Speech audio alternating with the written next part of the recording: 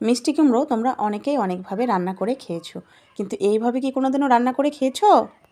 তো দেখো মিষ্টি কুমড়োটা বানাতে কি কি লাগছে। মিষ্টি কুমড়ো, শুকনো লঙ্কা, পেঁয়াজ আর একটা গোটা রসুন। কুমড়োর সম্পূর্ণ খোসাটা ফেলে দিয়ে এরকম পাতলা পাতলা করে স্লাইস করে কেটে নিয়ে পরিষ্কার করে ধুয়ে একটা ঝাঁকাতে তুলে রেখে দিলাম। কড়াইয়ে আগে তেলটা গরম করে নিয়েছি, ওর মধ্যে দুটো শুকনো লঙ্কাকে ভেজে তুলে নিলাম আর কয়েক কোয়া রসুনকেও ভেজে তুলে নিলাম। একটা বড় দেখে পেঁয়াজকে কুচি কুচি করে কেটে এরকম লাল করে ভেজে তুলে নেব। ওই তেলের মধ্যে আর তেল দেব না, একটু লবণ হলুদ মাখিয়ে ওই কুমড়োটাকে ভাজতে দিয়ে দেব। ওই প্লেটের মধ্যে অল্প একটু লবণ নিয়ে লঙ্কাটাকে ভালো করে চটকে মেখে নেব। কুমড়োর মধ্যে কিন্তু লবণ দিয়েছি, তাই এখানে মাপ মতো বুঝেই একটু লবণটা দিতে হবে। আর রসুনটাকেও ভালো করে চটকে পেঁয়াজের সাথে মেখে নেব। এদিকে কিন্তু কুমড়োটা সুন্দর নরম হয়ে ভাজা হয়ে গেছে। এখন কুমড়োটাকে তুলে ঠান্ডা করে ওই পেঁয়াজ রসুনের সাথে ভালো করে চটকে মেখে নেব।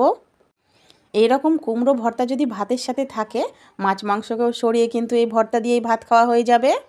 বাড়িতে একবার এইরকম কুমড়ো ভর্তা বানিয়েই দেখো, তোমাদের মন কাড়তে বাধ্য। আজকের মতো এইটুকুই, চলে আসবো নতুন কোনো ভিডিও নিয়ে। Tata, bye bye.